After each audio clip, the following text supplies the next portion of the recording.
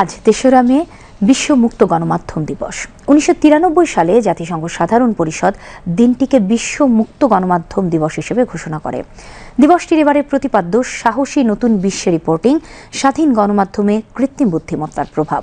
দিবসটি উপলক্ষে প্যারিস ভিত্তিক সংগঠন রিপোর্টার্স উইদাউট বর্ডার্স RFS প্রকাশিত ওয়ার্ল্ড প্রেস ফ্রিডম ইন্ডেক্স ২০২৫-এ ১৮০টি দেশের মধ্যে বাংলাদেশ উঠে এসেছে ১৪৯তম স্থানে। ২০২৪ সালে বাংলাদেশ ছিল ১৬৫ নম্বরে।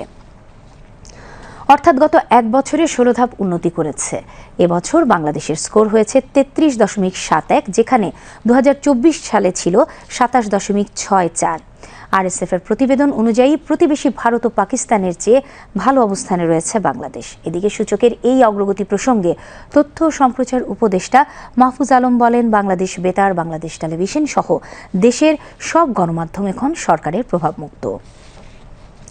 তিনি বলেন, বিশ্বমুক্ত গণমাধ্যম সূচকে বাংলাদেশের ১৬ ধাপ উন্নতি প্রমাণ করে সরকার দেশের গণমাধ্যমকে স্বাধীন ও শক্তিশালী করতে কাজ করছে।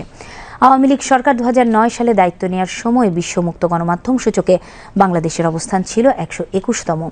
আওয়ামী লীগের শাসন আমলে ১৫ বছরে এই সূচকে ৪৪ ধাপ পিছিয়েছে বাংলাদেশ। উল্লেখ্য, রাজনৈতিক, অর্থনৈতিক, সামাজিক, নিরাপত্তা ও আইন, এই ৫ ক্যাটাগরি ভিত্তিতে সূচক করা হয়। এবারও সূচকের শীর্ষে আছে নরওয়ে, দ্বিতীয় ও তৃতীয় স্থানে এস্তোনিয়া ও নেদারল্যান্ডস। সূচকের সবচেয়ে শেষের দিকে রয়েছে চীন, উত্তর কোরিয়া ও আফ্রিকার এরিথ্রিয়া।